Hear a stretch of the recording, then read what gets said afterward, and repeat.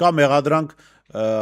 առայն, որ թե ինչու ձեր աշխարհաքաղաքական շահերը չեք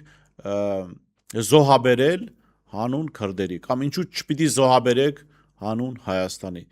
Դա աշխարհի իրողությունն է դա, մարդիկ պիտի հասկանան, որ պետությունները առաջնորդվում են իրենց շահերով։ Հայաստանի խնդիրն այն է, որ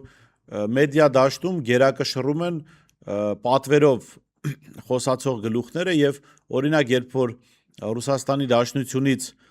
որևէ պաշտոնյա գնում է շահիդների պուրակ Բաքու, դա մեծ աղմուկի է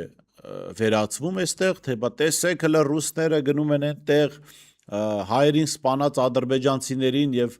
հայերի կողմից սպանված ադրբեջանցիների հիշատակը հարգում են։ Բայց երբ Վենսը գնաց 3 շահիդների պուրակ հարգելու այդ զոհվածների, սպանվածների հիշատակը, այստեղ խորը աղմուկ է, խորը լռություն է, ներողություն։ Եվ իհարկե ես կողմ չեմ, որ այս անգամ էլ հակաամերիկյան տրամադրություններ ունեցող մարդիկ փորձեն աղմուկ բարձրացնել, թե բա Վենսը գնացել է շահիդների պուրակ։ Շատ նորմալ է, որ գնացել է։ Վենսը ոչ դաշնակցական է, ոչ Հայաստանի քաղաքացի է, ոչ էլ խոստում էր տվել Բաքուն արյան ծով դարձնել։ Վենսը Միացյալ Նահանգների փոխնախագահն է, Միացյալ Նահանգները ունի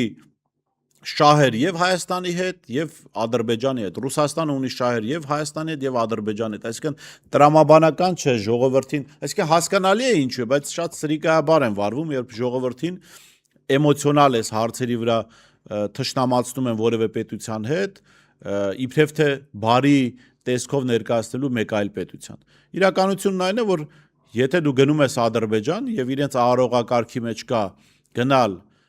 շահիդների պուրակ, դու չես կարող չգնալ այնտեղ։ Եթե Հայաստանի արարողակարգում կա, որ պիտի պաշտոնյան Հայաստան այցելող, հատկապես պաշտոնական այցով, պիտի գնա Ծիծեռնակաբերդ զոհերի հիշատակ հարգելու, պիտի գնա։ Այլ բան է, որ գրում են ցեղասպանության տերմին, հետո հեռացնում են։ Այստեղ էլ էլի դատապարտելու բան չկա, Միացյալ Նահանգներին դատապետելու բան չկա։ Դաժե ներողություն, անգամ պիտի շնորհակալություն հայտնել Վենսին, որ այդ քայլը արեց հեռացման, որ աչքերը մարդկանց բացվի, հասկանան Միացյալ Նահանգները ձեր քերին չի, մեր քերին չի, որ մեր բոլոր խնդիրները իր վրա վերցնի։